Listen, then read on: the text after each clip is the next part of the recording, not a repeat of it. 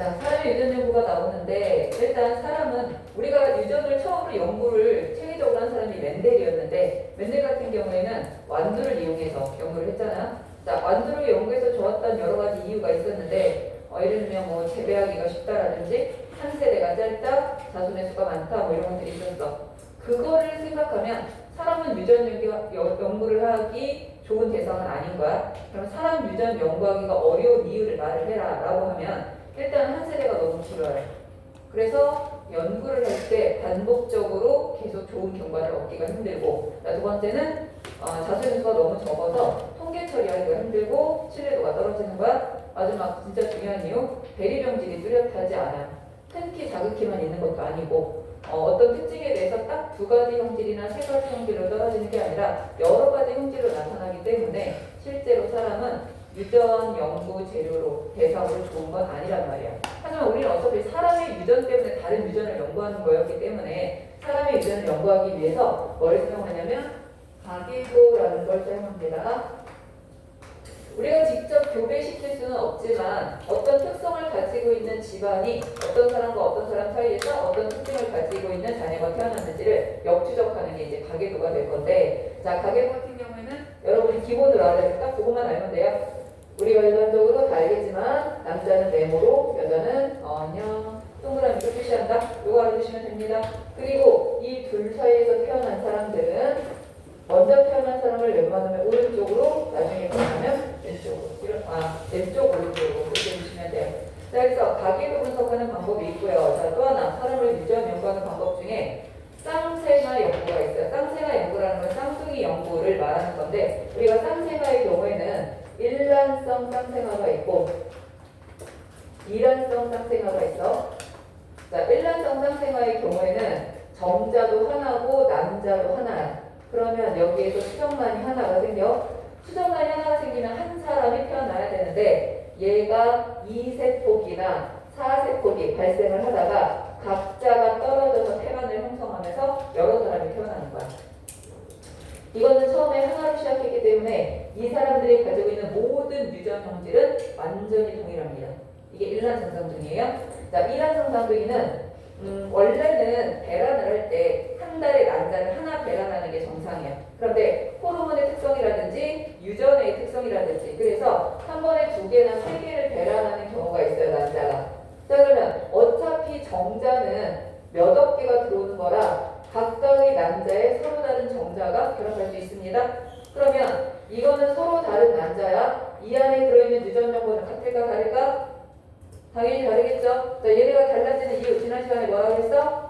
감수 분열 시 일어나는 상동염색 재무작위적 분리라고 얘기했었어. 이 정자도 같은 남자 거지만 정보가 달라. 그러면 이 둘이 각각 수정란을 형성하게 된다면 이 두 사람은 자매 아니면 형제 아니면 남매, 이 사람들이 그냥 동시에 태어나는 정도다 이렇게 말해요. 형제나 자매나 남매가 닮은 정도로만 닮아있다고 봐야 돼서, 예를 들면 일반 유전에서 봤을 때 이렇게 봅시다. 자, 큰 키, 작은 키. 자, 이게 이렇게 돼 있고 이게 큰 키고 이게 작은 키라고 볼게요. 1번하고 2번. 자, 그림이 살짝 달라져요. 이렇게 돼 있고, 그림 또 하나는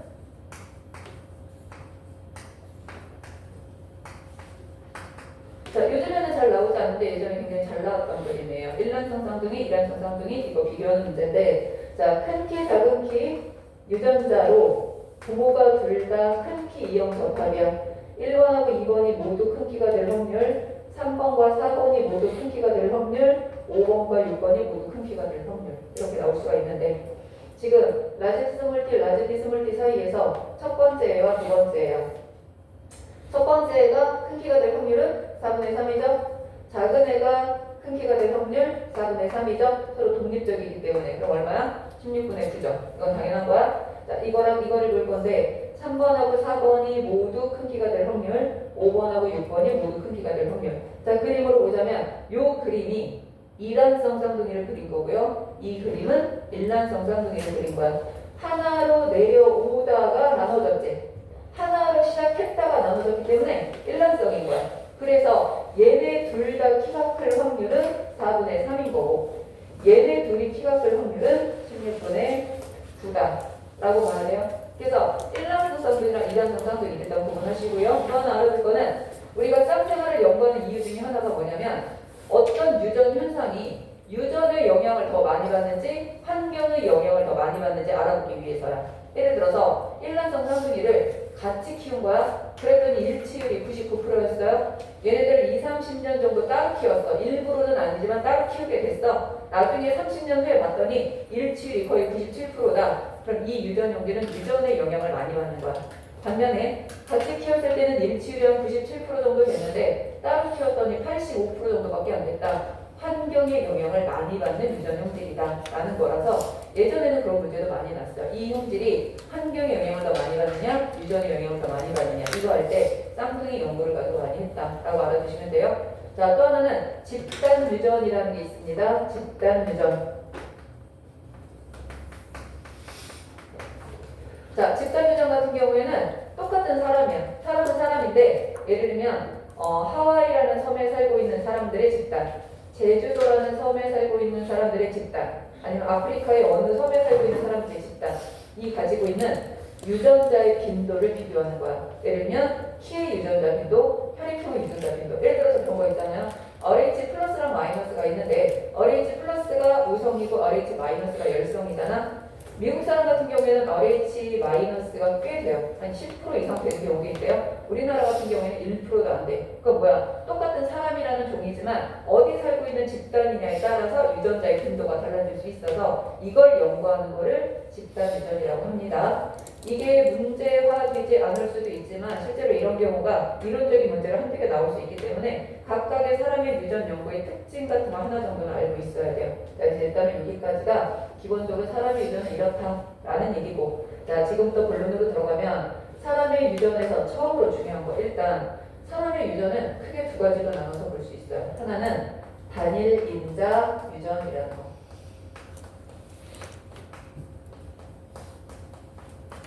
자, 단일 인자 유전이라는 거 의미 알아주세요. 단일 인자 유전은 어떤 한 형질을 결정하는데, 하나의 형질을 결정하는데 딱 한 쌍의 대립 유전자가 관여하는 것.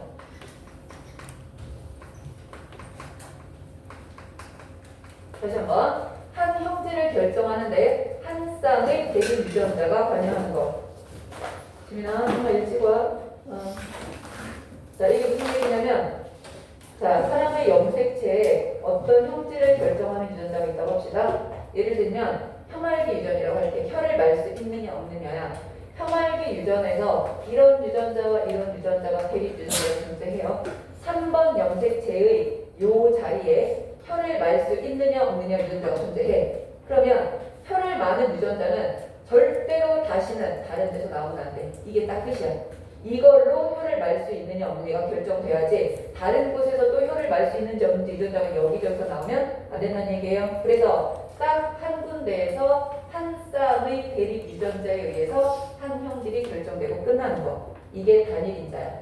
그럼 단일인자의 상대적인 개념, 여러분이 굉장히 착각 많이 하는데 단일인자의 상대적인 개념은 복대립 유전이 아니에요. 자, 이거의 상대적인 개념은 나중에 배우겠지만 다인자 유전이라는 거야. 말도 서로 반대잖아. 단일인자냐 다인자냐. 그러면 다인자 유전이라는 건 뭐냐면 하나의 형질을 결정하는데 두 쌍 이상의 대립 유전자가 관여하는 경우를 다인자라고 합니다. 예를 들어서 1번 염색체에 라즈비라고 하는 거, 스몰비라고 하는 대립 유전자 쌍, 4번 염색체에 라즈비, 스몰비라는 쌍, 9번 염색체 라지라는 쌍, 13번 염색체 F라는 쌍. 그러면 라지비 스몰비, 라지비 스몰비, 라지 스몰이, 라지 스몰이 뭐 하나, 둘, 셋, 넷, 네 쌍이죠. 이 네 쌍이 모두 키에 관한 일을 하는 거야.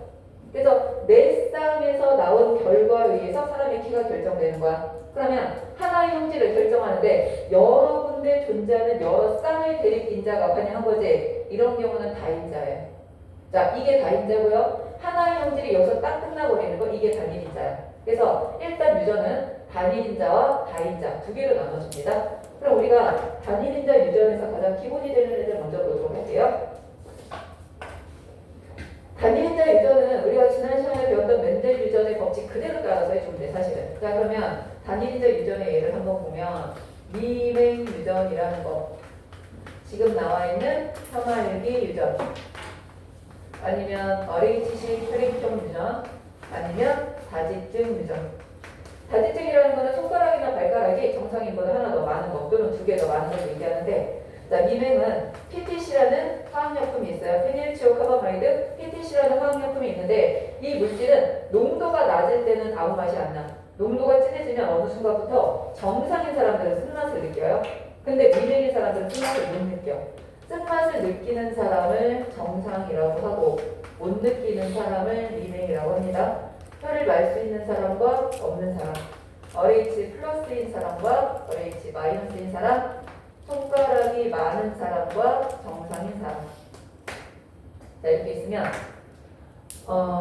정상인 부모 사이에서 미맹인 자녀가 태어나요. 정상인 부모 사이에서 미맹인 자녀가 태어난다는 거는 부모 사이에 없던 형질의 자녀가 태어난 거야. 그럼 이런 형질, 이런 갑자기 태어난 형질은 뭐라고 불렀지? 열성. 열성이야. 정상 부모 사이에서 미맹인 자녀가 태어났다. 정상이 우성인 거예요. 우리가 우열관계를 따지는 가장 기본 법칙, 1번 법칙이 부모 사이에 없던 형질의 자녀가 태어난다. 이걸로 봐야 되거든. 자, 두 번째, 혀를 말 수 있는 부모 사이에서 말할 수 없는 애가 태어나니까 말 수 있는 게 우성. RH 플러스인 부모 사이에서 마이너스가 태어나기 때문에 우성.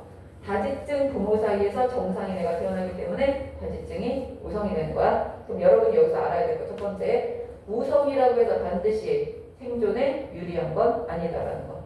다지증 같은 경우가 손가락 6개가 고르게 나서 다 쓸 수 있다면 유리할 수도 있는데 대개가 이 옆에서 삐쭉하게 이렇게 올라와가지고 제대로 쓰지는 못하면서 다치거나 부러지거나 해요. 그래서 오히려 불리해. 그렇기 때문에 얘가 우성이어도 우성이라고 해서 생존에 반드시 유리한 건 아니야. 그래서 먼저 알겠죠? 자, 두 번째, 우성이라고 해서 반드시 개체수가 많으란 법도 없습니다. 우리는 둥국끼리 교배시켰을 때 둥국 대 주폭이 3대1 나왔기 때문에 그러면 세대가 계속 지나면 우성 개체수가 점점 많아질 것이다 라고 생각할지 모르지만 실제로는 우성 개체가 더 많으란 법은 없어요. 자, 예전에 어떤 문제가 나왔냐면 A라는 형질에 대해서 대립 형질 두 개가 있었던 거야. 1번과 2번이라는 대립 형질이 있었는데 사람들을 여러 사람을 조사해서 봤더니 1번 형질을 가진 사람과 2번 형질을 가진 사람, 이거는 지금 대립 형질이니까 키가 크거나 작거나 뭐 이런 게 되겠지? 근데 이 사람이 거의 1000명 정도 나오고 이 사람이 거의 330명 정도 나온 거야.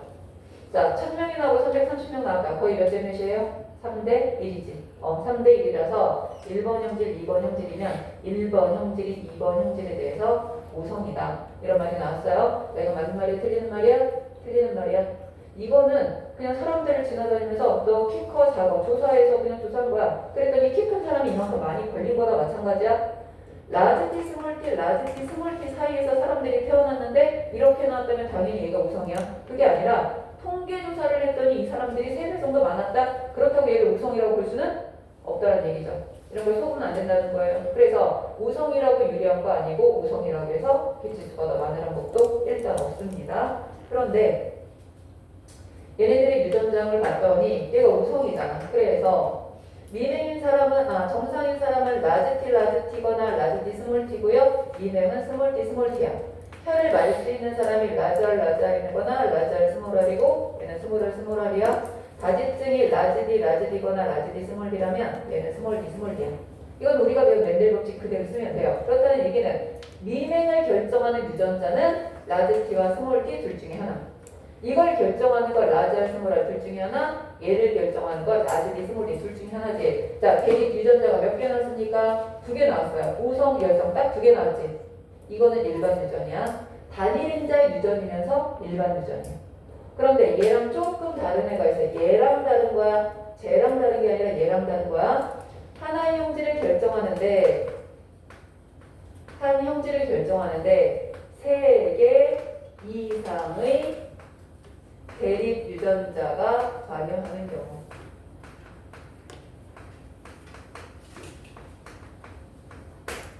세 쌍 아닙니다. 3개 이상입니다.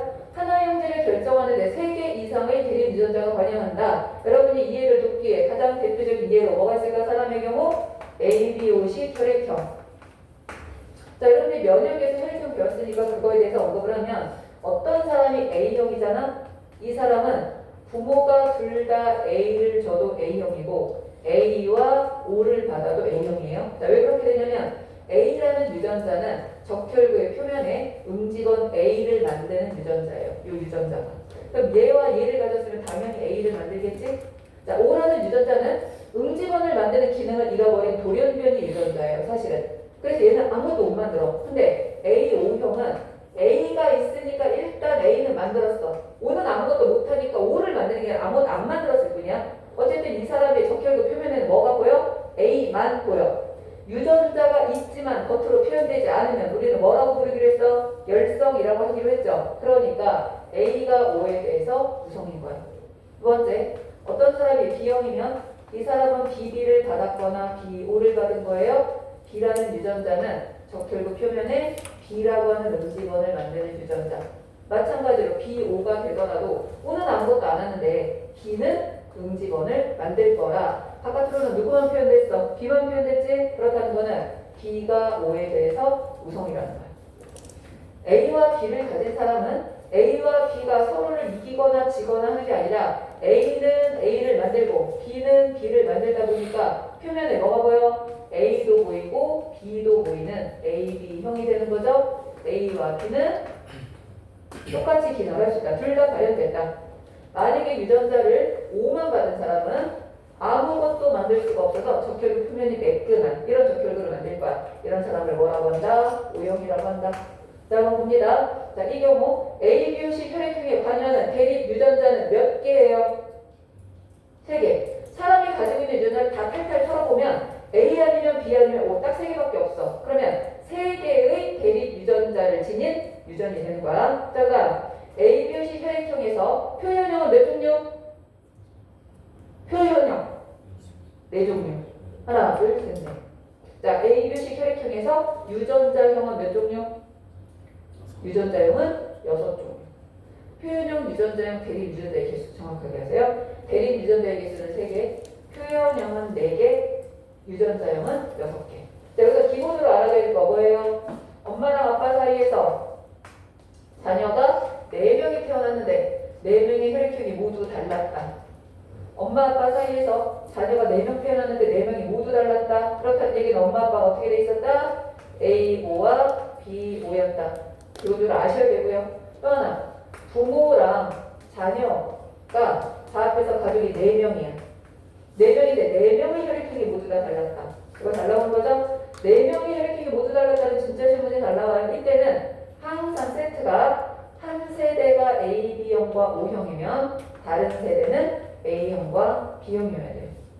근데 반대로 엄마 아빠가 A형과 B형이고 자녀가 AB형과 O형만 태어났어도 말이 돼. 그러니까 항상 자녀와 부모의 편향이 모두 달랐다고 하면 같은 세대에 있는 사람이 AB형과 O형을 가져가야 되고 같은 세대에 있는 사람이 A형과 B형을 가져가야 된다는 거야.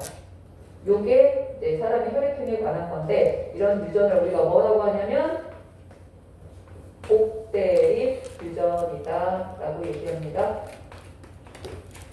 다시 한번 얘기하지만 복대립 유전은 단일인자 유전의 상대 개념이 아니야. 사실 복대립 유전은 단일인자 유전에 포함되는 개념이에요. 복대립 유전은 단일인자에 포함되는 거다라는 거 알아두셔야 돼요. 자, 일단 여러분 거기 ABO식 혈액형 부분 있죠? 보기만 살짝 정리해주세요. 47페이지.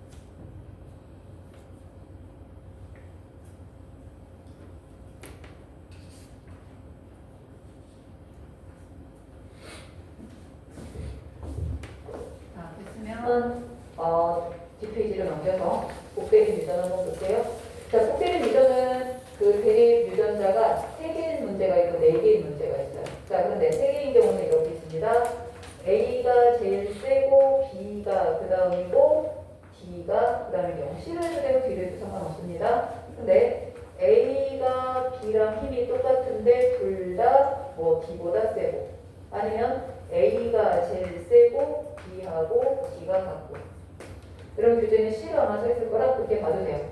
자, 이렇게 돼 있으면 이 대립 유전자 종류 몇 개야? 3개지. 얘 몇 개야? 3개, 얘도 3개. 그러면 여기서 나올 수 있는 유전자형의 종류는 무조건 6개예요. 대립 유전자가 3개면 유전자의 종류는 무조건 6개야. 근데 표현형의 종류는 달라져. 예를 들어서 우열관계가 뚜렷하잖아? 그러면 대립 유전자의 개수만큼의 표현형이 나와요. 대립 유전자가 3개면 표현형도 3가지.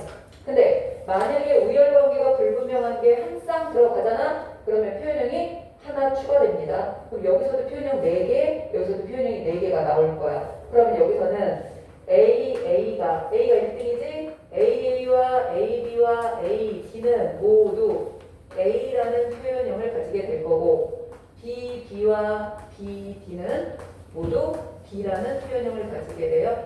그 다음에 DD만 D라는 표현형을 가진다. 이거는 표현형을 나타낸 거예요. 자, 여기서는 AA와 AD는 A라는 표현형을 가지게 될 거고 B와 BD는 이건 ABOC 같은 거잖아. D라는 표현형을 가지고 AB가 또 다른 표현형을 가지고 DD가 O형처럼 D라는 표현형을 가져요. 자, 여기는 AA와 AB와 AD가 하나의 표현형, A라는 표현형을 가질 건데 BD와 DD와 BD는 각각 다른 표현형을 가지게 되는 거야. 근데 여기서는 절대로 자녀의 표현형이 4개가 다 다른 애는 절대로 못 태어나요. 자녀의 표현형이 4개가 다 다른 경우는 무조건 이렇게 공동 우성에서만 나타날 수 있는 거야. 자, 그러면 우리 교재에서 봅시다. 우열의 불분명이 없다. 그럼 표현형의 가지수 몇 가지? 3가지. 우열의 불분명이 없으면 그런데 한 쌍이 불분명하다. 그럼 표현형이 몇 가지? 4가지로 나타납니다. 자, 그러면 AB와 AB가 맞는다고 봅시다. AB와 AB는 유전자형은 AB지만 표현형은 1분짜리 A와 A로만 나올 거야. 그러면 AB와 AB가 만났을 때 A라는 표현형 대 B라는 표현형 몇 대 몇 나올까요? 3대 1 나오겠죠. 3대 1. 자, AB와 AC가 만났습니다. 자, AB와 AC가 만나면 A 대 B 몇 대면? 한번 그려보세요. AB와 AC를 한번 그려볼게요. 자, AB와 AC가 만났어? 그럼 이렇게 만나면 AA, AC, AB, BC. 그럼 얘네 셋은 다 A라는 표현형으로 들어갈 거고 얘만 B라는 표현형으로 들어갈 거라 A 대 B가 몇 대면? 3대 1 이렇게 나오는 거예요. 자, 그 다음 나는 거 AB와 BC가 만났습니다. AB와 BC가 만났다. 그러면 AB, AC, B, BC가 나오는데 얘네 둘은 1등짜리 있으니까 A, 얘네 둘은 B로 같아질 거예요. 그러니까 A 대 B가 몇 대면? 1대 1. 자, 이번에는 A, B 대 CC. 자, A, B하고 CC가 만나면 AC, BC밖에 안 나오잖아. 그럼 AC는 A, BC는 B. 몇 대면? 1대 1. 마지막 AC랑 BC가 만납니다. 자, AC, BC가 만나면 이렇게 하면 AB, 이렇게 만나면 AC, 이렇게 만나면 BC, 마지막 CC가 돼서 얘네 둘은 A라는 표현형으로 나타나고 얘는 B가 되고 얘는 C가 되는 거라 2대 1대 1 이렇게 나오겠죠. 2대 1대 1. 자, 그러면 같은 방식으로 아래쪽 우열이 불분명한 경우 중에서 공동 우성이 나오죠? 그거 각각 비율이 몇 대 몇 나올지 한번 적어보세요.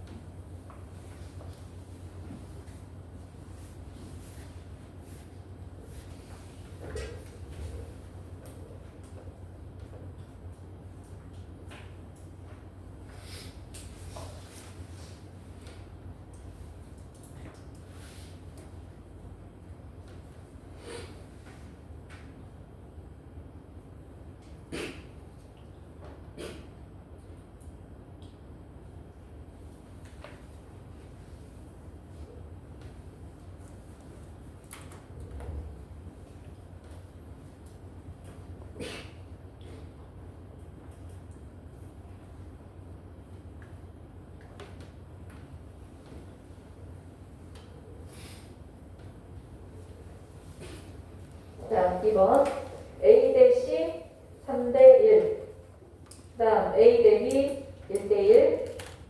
다음 세 번째 1대 2대 1. 네 번째 1대 1대 2. 마지막 1대 1대 1대 1. 이렇게 나오는 거야. 자, 그러면 공동 열성은 많이 나오는 편 아니니까 그거는 그냥 여러분이 한번 해보도록 하고 요거 한번 볼게요. 규칙. 유전자형의 우열관계가 모르는 상태야. A, B와 A, C가 만났습니다. 우열관계 지금 모르는 상태예요. 근데 A, B와 A, C가 만났더니 그 다음 표현형이 3대 1이 나올 때가 있고요. 그 다음 표현형이 1대 1이 나올 때가 있고 2대 1대 1이 나올 때가 있고 1대 1대 1대 1이 나올 때가 있어요. 여러분한테 우열관계 알려주지 않고 자녀의 표현형이 이렇게 나왔다라고 문제가 나올 때가 있어요. 자, 만약에 3대 1이 나왔잖아? 그러면 양쪽에 들어가 있는 애가 지금 A지. 양쪽에 들어가 있는 A가 1등이라는 뜻이에요. 양쪽에 들어가 있는 유전자가 1등이면 3대 1이 나옵니다. 양쪽에 들어가 있는 A가 2등이면 1대 1이 나와요. 1대 1 나오면 이제 A가 2등이라는 거야. 2대 1대 1 나왔다. 그럼 A가 꼴찌 3등이라는 거야. 마지막 1대 1대 1대 1 나왔다. B하고 C가 힘이 똑같고 A가 꼴찌라는 뜻이에요. 그래서 나중에 하다 보면 우열관계는 안 알려주고 유전자형만 알려줬는데 자녀에서 표현이 뭐 2개 나왔네, 3개 나왔네, 부모랑 같을 확률이 몇 분의 몇이었네 이렇게 나왔을 때 이 규칙 이용해서 푸세요. 양쪽에 들어있는 유전자가 1등이면 3대 1, 2등이면 1대 1, 3등이면 2대 1대 1, 꼴찌면 공동, 우성인 상황. 공동 열성은 제외한 거야. 이것만 얘기한 거야. 정리해주세요.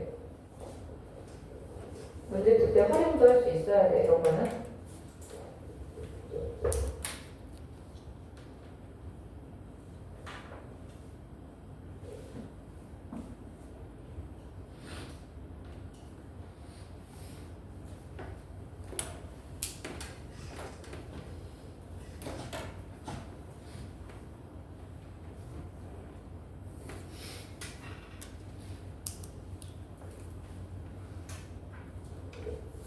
자, 그럼 이번에는 표현형으로 설명할게요. 자, 우리가 사람의 유전이지만 사람의 유전만 나오는 게 아니라 다른 털 색깔이라든지 털 색깔이라든지 이런 걸로 나올 수가 있는데, 예를 들어서 검은 털을 가진 부모와 흰 털을 가진 부모 사이에서 자녀가 검은 털을 가진 애와 흰 털을 가진 애와 회색 털을 가진 애가 1대 2대 1로 나왔다. 이런 경우가 있고요. 또 하나는 청색 털을 가진 부모와 녹색 털을 가진 부모 사이에서 녹색 털을 가진 자녀와 적색 털을 가진 자녀만 태어났다. 자, 이렇게 되어 있습니다. A, B, C. 자, 이 경우랑 이 경우에서 1, 2, 3점을 구해낼 수 있어야 돼. 자, 그럼 봅시다. 검은 털 가진 애랑 흰 털을 가진 애 사이에서 자녀가 태어났는데 검은 털도 태어나고 흰 털도 태어났어. 부모랑 같은 애가 태어났어. 근데 누구도 태어났어? 회색 털도 태어났어. 자, 누가 꼴찌일까요? 누가? 회색 털이 꼴찌지. 부모가 다 태어나고 부모 중에 없던 애가 태어나요. 아까 뭐라 그랬어? 부모 중에 없던 형질이 태어나면 걔는 열성이라서 얘가 CC야. 그렇다는 얘기는 둘 다 C를 가지고 있다는 뜻이고, 자, 누가 더 많이 나왔어? 흰색이 더 많이 나왔지? 많이 나온 애가 이기는 거야. 그래서 얘가 AC가 되고 얘는 BC가 됩니다. 그러면 여기 있는 검은색은 뭐가 되는 거야? BC가 되겠죠? 여기 있는 흰색은 AB도 되고 AC도 되는 거예요. 둘 다 가는 거예요. 이거 잘 봐두셔야 돼요.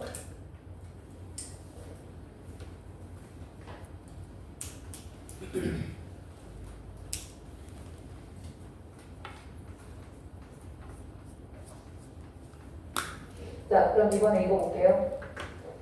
제가 청색 털과 녹색 털 사이에서 녹색 털과 적색 털만 태어났어요. 여러 마리가 태어났는데 얘네들밖에 없었다. 딱 두 마리인데 이게 아니라 여러 마리가 태어났는데 이렇게 다 둘이 나왔다. 자, 그럼 이 중에 꼴찌 누굴까요? 꼴찌. 꼴찌는 청색이에요. 부모 중에 사라진 애가 꼴찌예요. 부모가 다 나오고 새로운 애가 나오면 걔가 꼴찌고, 부모 중에 누군가가 사라지면 얘가 이거였던 거야. 꼴찌. 그리고 얘가 이거였던 거지. 그럼 뭐예요? 얘는 BC, 얘는 AC. 그래서 부모 중에 또 나온 애가 1등이고 부모 중에 사라진 애가 꼴찌고 얘가 2등이야. 표현 문제 이렇게 놨을 때 잘 보셔야 돼요. 그래서 부모가 다 나오고 새로운 애가 나오면 그 새로운 애가 꼴찌. 부모 중에 누군가가 사라지고 새로운 애가 나왔다. 그러면 부모 중에 사라진 애가 가장 열성이었던 거다. 꼴찌였다라고 봐야 돼. 알겠어요? 그래서 여기가 어떤 유전자형을 가지고 있는 상태가 이렇게 태어나는지까지 잠깐만. 녹색이 태어났지? 녹색이 AC가 되어야 되겠네. 적색이 BC. 그래서 부모 중에 나왔던 애가 또 나온 게 1등이라고 봐야 되는 거야. 그래서 요 규칙, 요 규칙, 요 규칙 이렇게만 알고 있어도 복대리 문제 좀 응용됐을 때 풀기가 훨씬 더 수월해질 거야. 자, 정리가 됐으면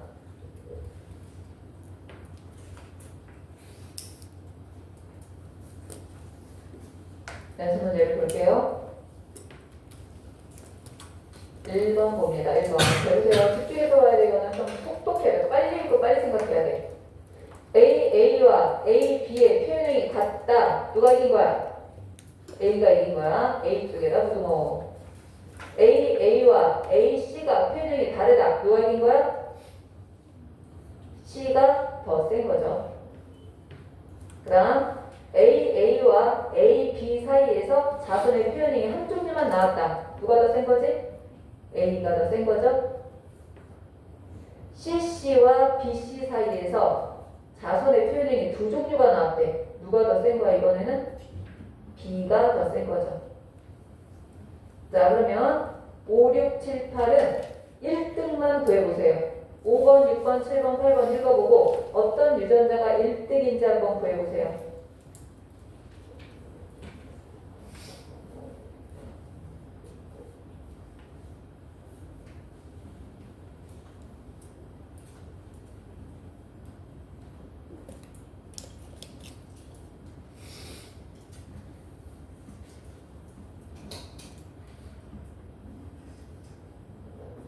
자, 5번. AB와 AC의 표현이 같다. 누가 1등? A가 가장 우선. AB와 BC의 표현이 같다. 누가 우선? B가 제일 센 거죠. 그 다음 7번은 누가 1등이야? B. 8번은? 그렇지, C. 7번은 B가 1등, 8번은 C가 1등이야. 자, 그러면 9번, 10번. 가장 열성이네. 가장 꼴찌이네 한번 골라보세요.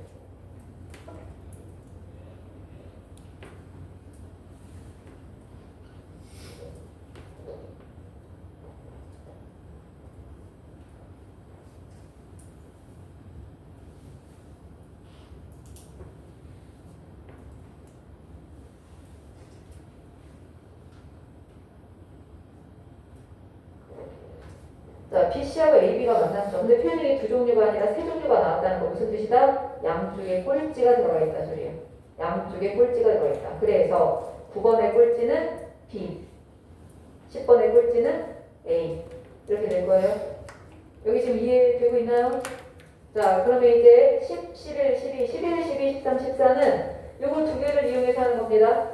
뭐야? 부모가 전부 다 나오고 새로운 애가 나오면 새로운 애가 꼴찌, 많이 나온 부모가 1등. 부모 중에 하나가 사라지고 새로운 애가 나오면 사라진 부모가 꼴찌, 나온 부모가 1등. 알겠죠? 자, 그거 가지고 여러분이 구해서 이렇게 씁니다. 소, 불, 푸. 이런 식으로 첫 자만으로 해서 우열관계 한번 표시해보세요. 11, 12, 13, 14가 전부 다 달라. 각각 읽고 누가 1등인지 한번 순서대로 해보세요.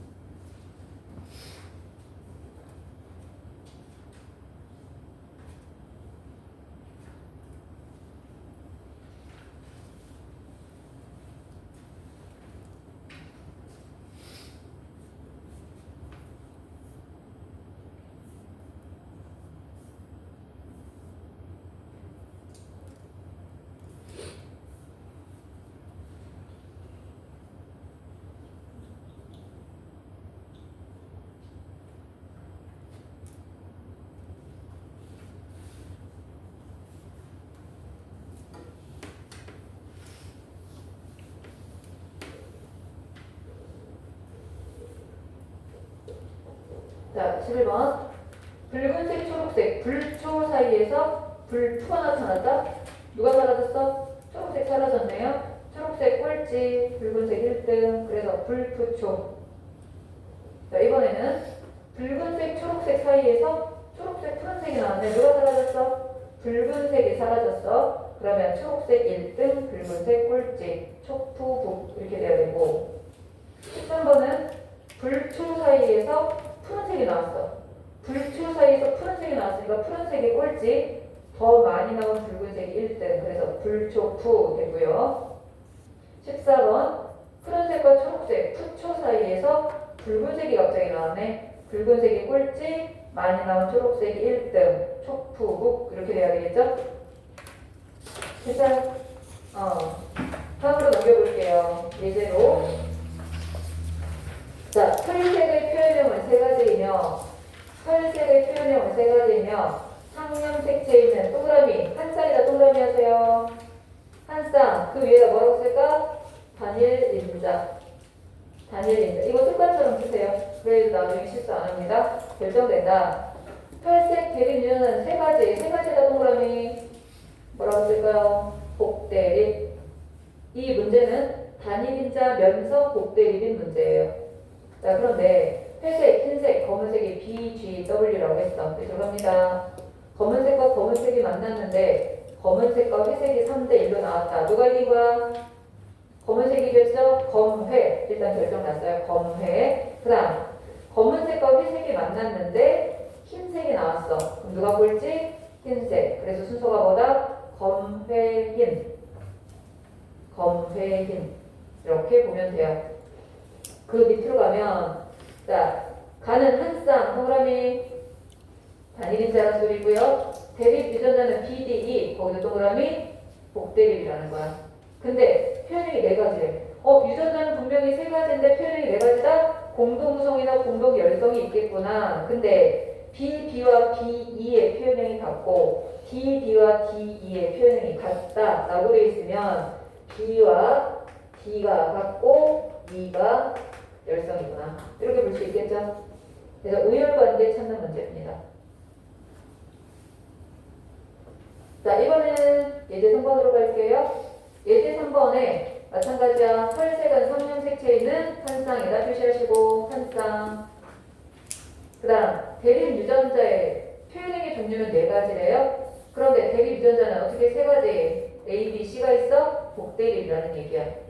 A, B의 우열은 불분명하며 C가 가장 열성이다. 근데 우열관계는 알려줬어요. A, B는 공동이고 C가 가장 열성이다. 자, 우리가 예를 들어서 A를 검은색이라고 볼게요. 자, A를 검은색이라고 했습니다. 그럼 나머지 흰색, 갈색, 회색, 유전자형 구해보세요.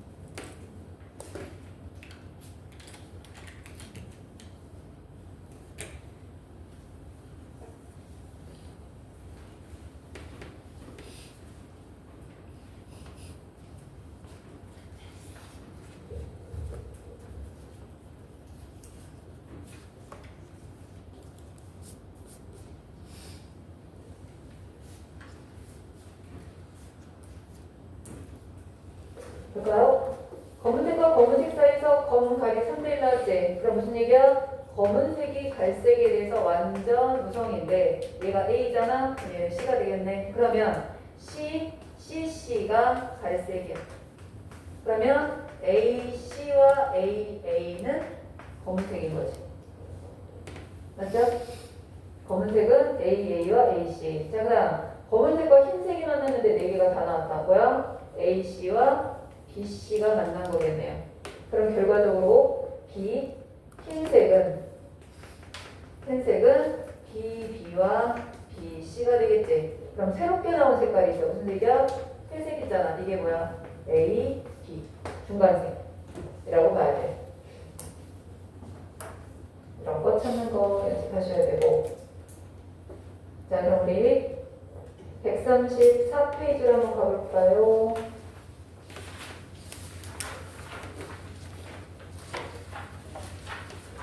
자, 134페이지 2번을 볼게요. 2번. 1번 말고 2번. 기억은 한 쌍, 동그라미, 대립 유전자 EFG가 있다, 동그라미, 단일인자, 곡대립.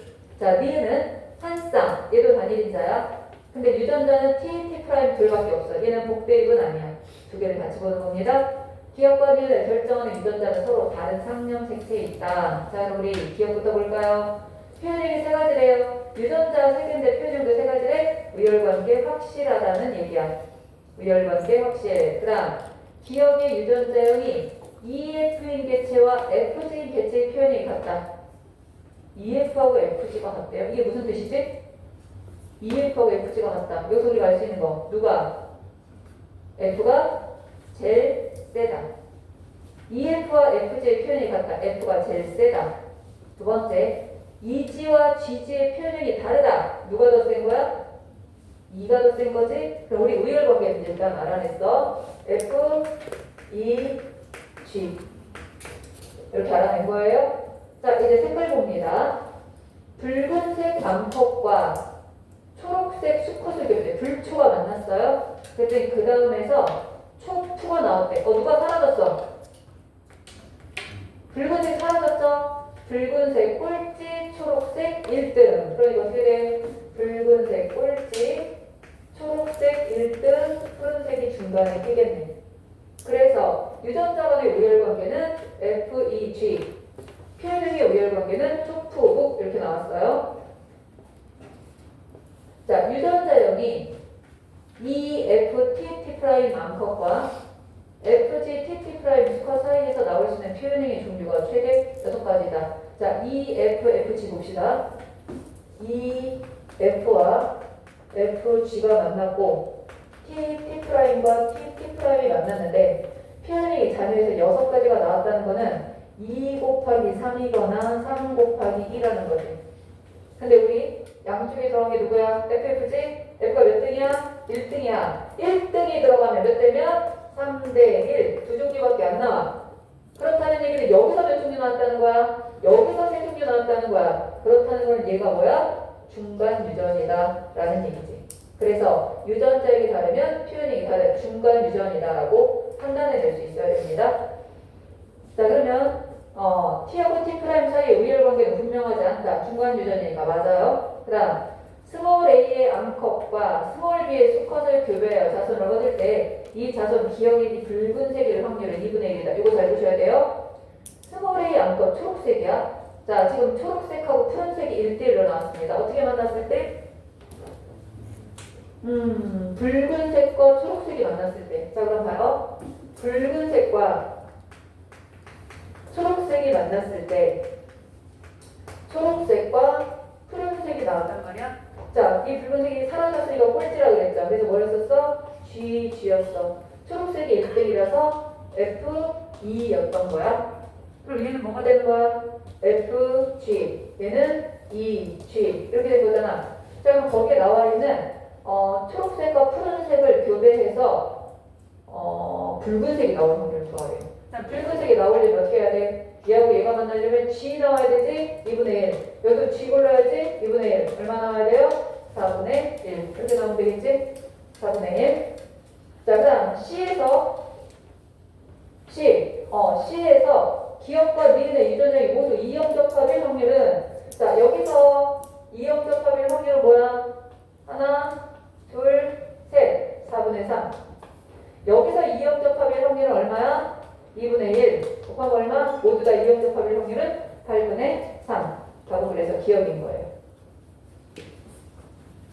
지금 이 문제 이해됩니까? 조금 쉬운 문제예요, 이거는. 자, 그럼 여러분이 3번하고 4번을 해볼게요. 3번, 4번.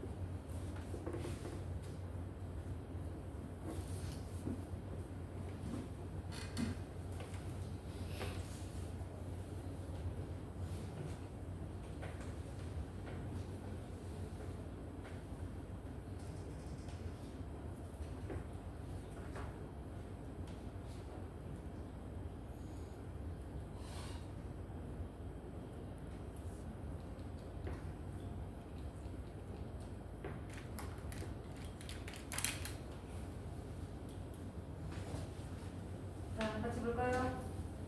다 나왔나? 자, 처음이라 좀 어려운 친구도 있을 거라 같이 봅니다.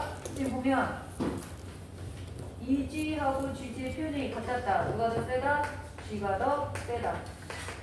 얘네들의 표현이 달랐다. 누가 더 세다? E가 더 세다. 그럼 우리가 우열관계 어떻게 나왔어? G, E, F. 일단 이렇게 나와야 돼요. 그 다음 붉은색, 푸른색이 만났는데 불초프 둘 다 나왔어. 나오고 새로운 애가 나왔어. 얘가 꼴찌야. 초록색이 꼴찌. 얘가 초록색이야. 그럼 여기 양쪽에 누가 있었다는 얘기야? F와 F가 있었다는 얘기죠. 자, 더 많이 나온 게 누구야? 붉은색이네. 그러니까 G가 붉은색이라서 얘는 GF, 얘는 EF. 그래서 이거는 불, 푸, 초 이렇게 들어갑니다. 그러면 얘랑 얘가 만났기 때문에 붉은색은 G2도 되고 GF도 되는 거야. 초록색은 FF야. 푸른색 같은 경우는 EF다 라고 보면 되겠죠. 이렇게 나왔어요. 일단 그러면 표현형이 이 둘 사이에서 표현형이 6가지가 나왔는데 여기 볼게요. EF하고 FG야. 양쪽에 들어가 있는 게 누구지? F. 양쪽에 들어가 있는 애가 꼴찌야. 꼴찌면 몇 대 몇 대면 2대 1대 1. 여기서 3개가 이미 나왔어. 그러면 여기서 몇 개가 나와야 6이 되겠어요? 2개가 나와야 돼. 그렇다는 거는 완전 우성이라는 얘기죠. 불완전 우성 아니고 완전 우성이다. 그러면 T와 T' 사이의 의열관계는 분명하다. 이렇게 돼야 돼. 자, A의 암컷과 B의 수컷을 교배하여 라고 되어 있습니다. A의 암컷은 얘를 말하는 거야. B의 수컷은 얘를 말하는 거야. 그대로 교배시킬게요. 내가 뭐라 그랬어? 그대로 쓰라 그랬어. G, E와 G, F를 누구랑? E, F랑 교배시켰다. 이 뜻이라고 그랬어요. 이제 해당하는 거 유전자는 그대로 쓰라 그랬지. 나오는 비율에 따라서. 그리고 나서 뭐가 나오는 확률이야? 초록색이 나올 확률. 초록색이 나오려면 F가 나와야 되네. FF. 자, 여기서 F를 고를 수 있는 확률 4분의 1. 여기 F를 고를 수 있는 확률 2분의 1. 얼마? 8분의 1. 이렇게 나와야 되겠죠? 자, 그래서 니은입니다. 니은. 모두 다 이형 접합일 확률. 자, 둘 다 이형 접합일 확률이라고 돼 있잖아. 그럼 여기서 이형 접합일 확률 얼마 나와야 되겠어? 일단 여기서 이형 접합이 되려면 4분의 3이지. 여기서 이형 접합 되려면 6분의 1이지. 자, 8분의 3 나와야 되죠? 그 답은 1입니다. 하나 더 볼게요. 자, A, C하고 CC의 표현이 같다. 누가 이긴 거야? C가 A를 이긴 거예요. 그 다음 A, BB하고 BD가 달라. BB하고 BD가 다르니까 누가 이긴 거야? D가 이긴 거야. 근데 AB하고 BD가 달라. 누가 이긴 거야? A가 이긴 거야. 그래서 A가 이기고 B가 이기고 B가 꼴찌야. 근데 C가 이겼잖아. 그럼 어떻게 되겠어? C, A, D, B 이 순서가 나오는 거야. C, A, D, B. 자, 색깔을 볼게요. 분홍색과 연두색이 만났는데 갑자기 분홍색이 사라졌네. 얘 꼴찌. 갈색이 나왔네. 그러면 지금 순서 어떻게 되냐면 나온 애가 또 나온 애가 1등이야. 연. 그 다음에 갈, 분. 일단 알아낸 건 연, 갈, 분 순서로 알아낸 거야. 사라진 애가 꼴찌, 있던 애가 또 나오면 1등, 얘는 중간에 나왔으니까 이렇게 된 거야. 자, 이번에는 여기로 갈게요. 갈색과 노란색 사이에서 갈색이 1등 나왔네. 그러니까 갈색이 1등이야. 갈색과 노란색이었는데 갑자기 분홍색이 나왔네. 그럼 분홍색이 꼴찌야. 그럼 갈, 노, 분. 여기까지 연결하면 연, 갈, 노, 분. 이렇게 나오겠죠? 연갈로. 그래서 C, A, D, B가 연갈로 분인데 그럼 여기서 봅시다. 분홍색이 지금 누가 되는 거야? B가 되는 거잖아. 그럼 얘가 B, B라는 거는 여기에 양쪽에 B가 있었다는 거죠.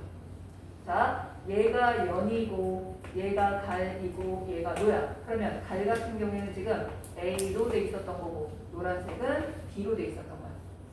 그러면 얘를 볼게요. 이 갈색인데 어떤 갈색이냐면 A, D가 될 수도 있고 A, B가 될 수도 있는 갈색이야.